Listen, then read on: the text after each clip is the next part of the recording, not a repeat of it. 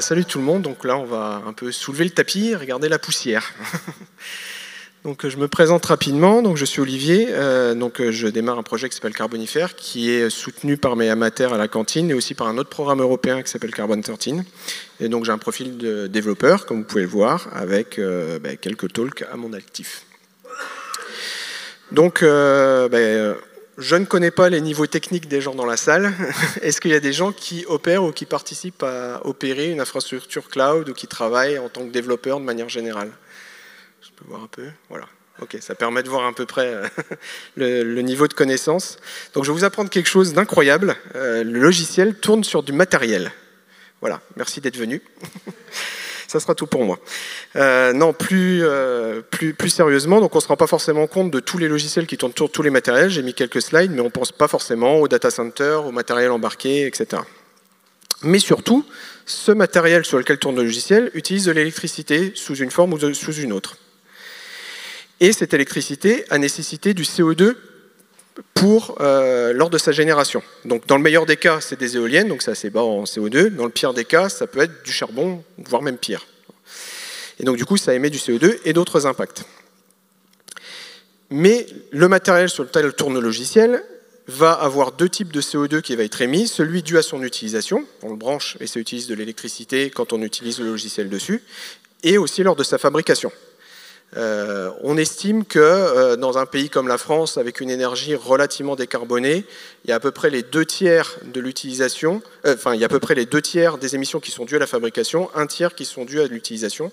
Dans des pays comme l'Allemagne, on peut complètement inverser le ratio, c'est beaucoup plus l'utilisation que la fabrication, parce qu'en Allemagne, l'énergie est très fortement carbonée.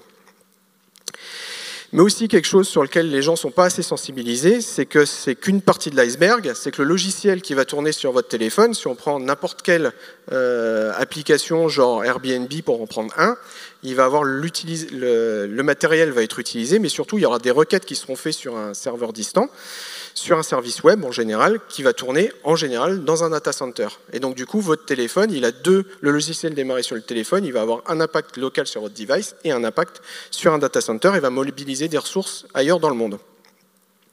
Et donc c'est ce à quoi on va s'intéresser lors de cette session. C'est sur cette partie de ce diptyque logiciel sur matériel qui va être les services web sur les data centers. Et c'est ce qu'on appelle le cloud. Pour très schématiquement simplifier, c'est ce qu'on appelle le cloud. Et donc le cloud, ça va être des choses auxquelles on peut penser assez facilement, à savoir les applications, les logiciels desktop, je sais pas, Canva que vous utilisez, ce genre de choses, pour réserver vos billets de train. Mais ça peut être des choses un peu plus cachées. Pour prendre une petite histoire, la semaine dernière, j'ai dû aller à la pharmacie et le médicament n'était pas disponible et j'ai pas pu avoir ce médicament-là parce qu'il y avait coupure d'Internet. Je n'avais pas pensé que la pharmacie avait besoin du cloud pour fonctionner. C'est comme ça. Et donc, pareil, vous allez au restaurant, vous faites une commande. Dans beaucoup de restaurants maintenant, les commandes et les réservations sont faites par un service web qui tourne sur le cloud. Donc, le jour où il y a une coupure Internet, il y a des chances que votre restaurant, le serveur, ne puisse pas prendre la commande. C'est aussi idiot que ça, mais on ne se rend pas compte. Il y a des gens qui me disent, bah oui, mais moi, le cloud, ça ne me touche pas, les émissions du cloud, ce n'est pas mon problème. J'ai pas Internet, j'ai pas de téléphone. Mais en fait, rien que le fait d'aller à la banque, ça mobilise de l'Internet parfois. Et ces data centers, ils sont voraces. Alors, en fonction des différentes estimations, en fonction des différents pays, les valeurs peuvent changer, et en fonction de comment on compte. Mais en gros, on estime qu'il y a à peu près 1/4 de l'électricité utilisée par le secteur du digital qui est imputable aux data centers. On estime aussi que le secteur du digital, en général, va consommer 20% de l'électricité produite mondialement en 2030. 2030, c'est demain, et 20%, c'est énorme. Et les data centers, comme on peut le voir ici, vont prendre une énorme part de ça, à peu près 1/3. On estime que le cloud et les data centers émettent autant qu'un pays comme la France. Et maintenant, on pense que le cloud émet plus de CO2 que l'aviation civile. Donc on est très préoccupé quand on prend l'avion sur les émissions, mais le cloud, c'est à peu près du même ordre de grandeur. Et ça n'émet pas que du CO2. Il y a aussi différents gaz, comme le méthane, etc., qui sont parfois à potentiel plus fort de réchauffement climatique que le CO2, mais il y a aussi des consommations d'eau, des ressources minières, des impacts énormes sur la biodiversité, sur les déchets, et des impacts sociaux auxquels on ne pense pas toujours. Il y a un article qui est sorti, je vous invite à aller le voir, qui parle notamment des impacts sur le bruit des gens qui habitent près des data centers, notamment en Virginie. Il faut savoir que la Virginie a à peu près 70% du trafic qui passe d'une façon ou d'une autre par ces data centers qui sont tous localisés au même endroit. Et les gens qui habitent autour subissent un bruit de fond toute la journée assez inquiétant et qui leur met des problèmes mentaux. Et c'est des choses auxquelles on ne pense pas forcément. Alors évidemment, c'est un peu loin de nos préoccupations quand on est ingénieur et qu'on doit mettre en place la nouvelle application, mais c'est des choses à prendre en compte. Il n'y a pas que des impacts en termes de CO2.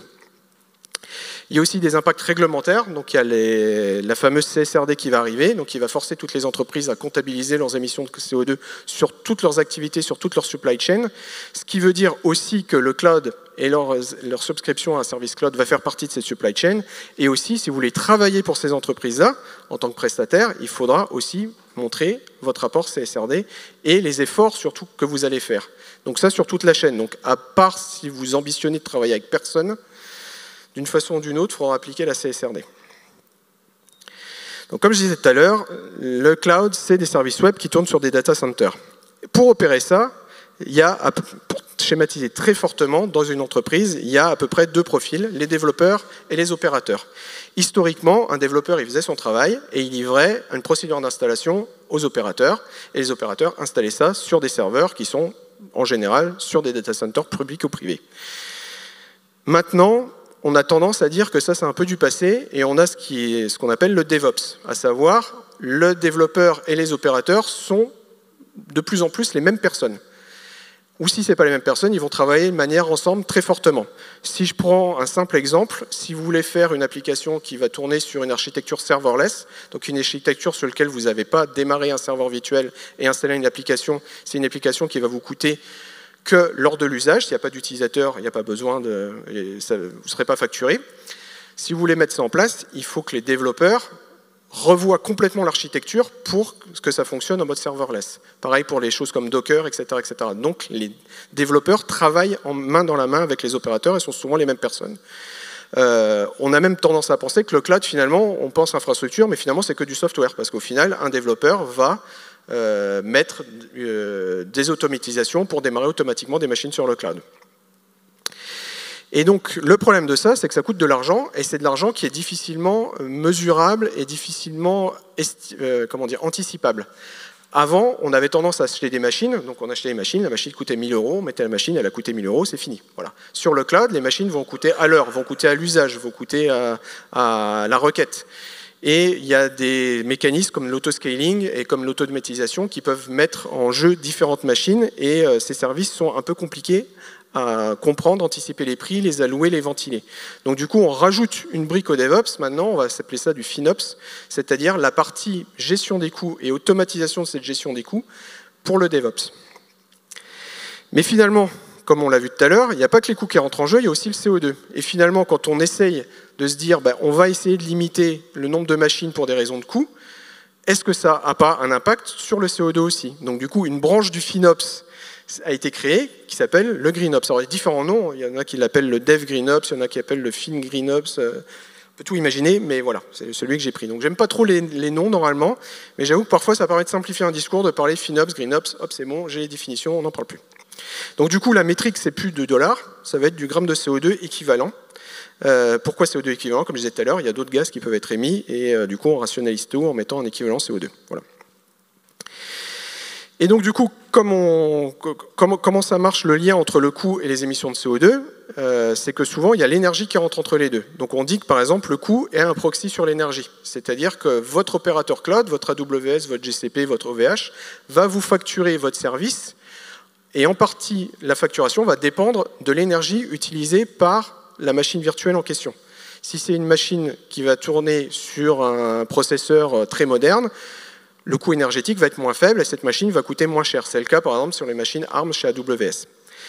Et donc du coup, l'énergie, en fonction du mix énergétique des pays, l'électricité vient de différentes sources. Et si on est dans un pays très nucléarisé comme la France, on va avoir une émission de CO2 qui va être assez minime. Si on est des pays très peu nucléarisés ou qui l'ont été mais qui ne le sont plus comme l'Allemagne, on peut avoir des énormes différences en termes d'émissions de CO2. Donc du coup, le coût, on peut considérer que c'est un proxy sur les émissions de CO2 aussi. Donc du coup, on se dit, si on réduit la facture, forcément, on réduit les émissions de CO2. Sans avoir besoin de calculer les émissions de CO2, on peut se dire juste, regardez la facture, ça suffit. Est-ce que ça suffit? On va le voir.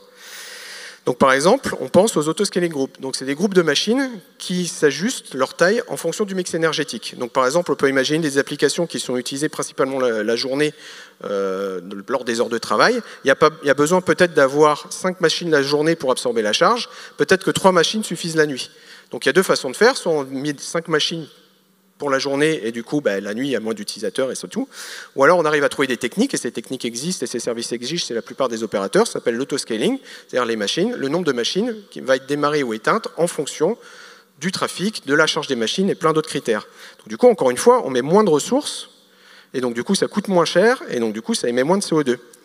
Mais par contre, dans un autre cas, si on a une remise commerciale chez AWS, notre facture va être divisée par 2, par exemple, si on a une remise commerciale 50%. Est-ce que pour autant on a diminué le CO2? Ah non, finalement.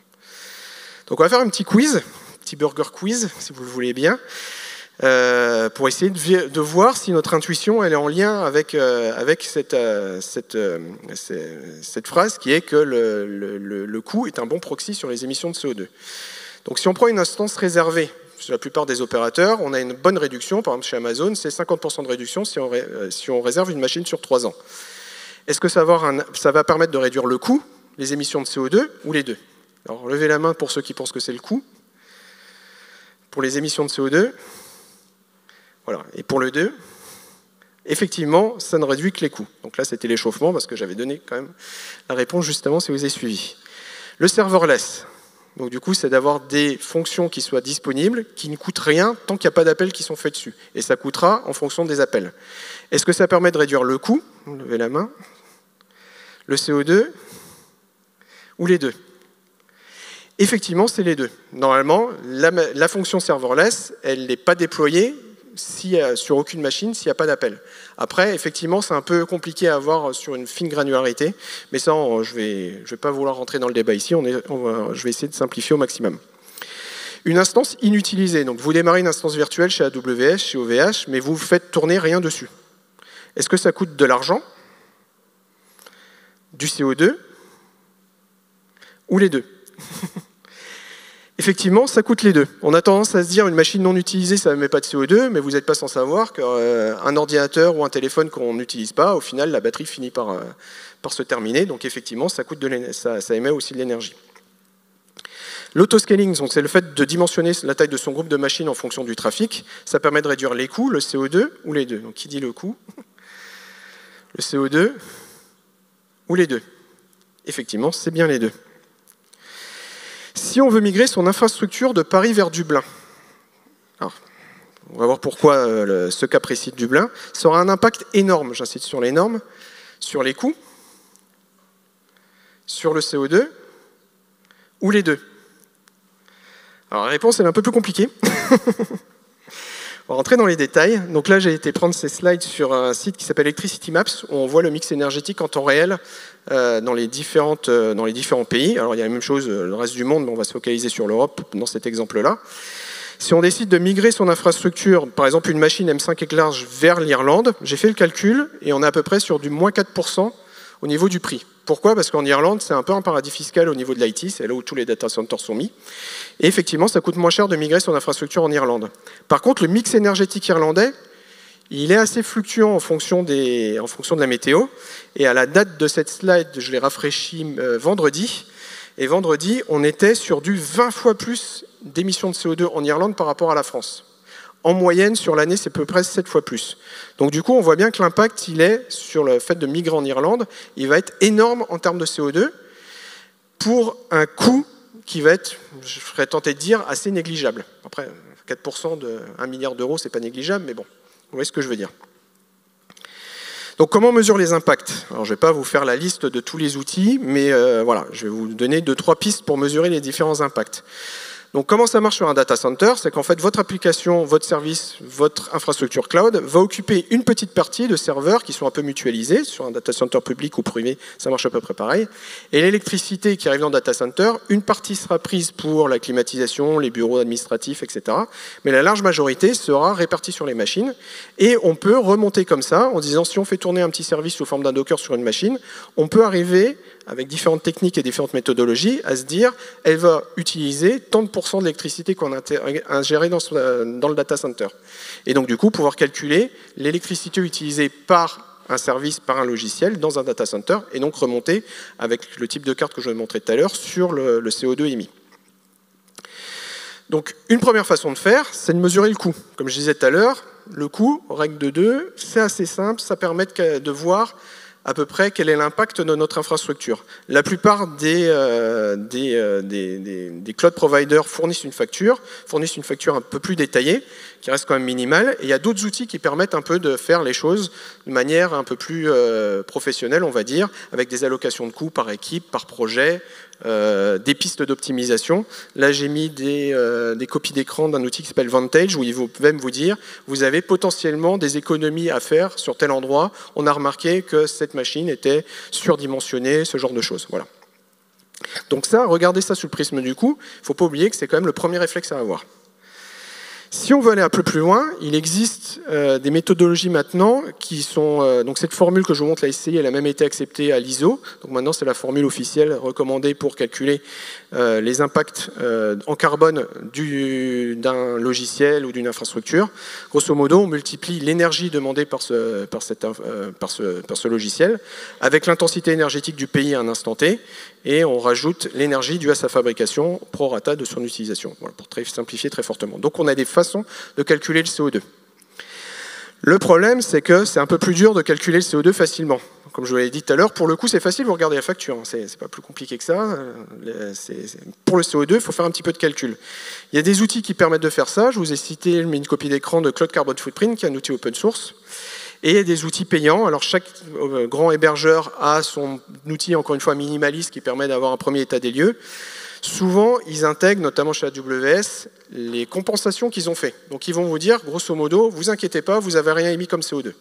Libre à vous de croire ou de ne pas croire, si planter des arbres, ça suffit pour compenser le CO2.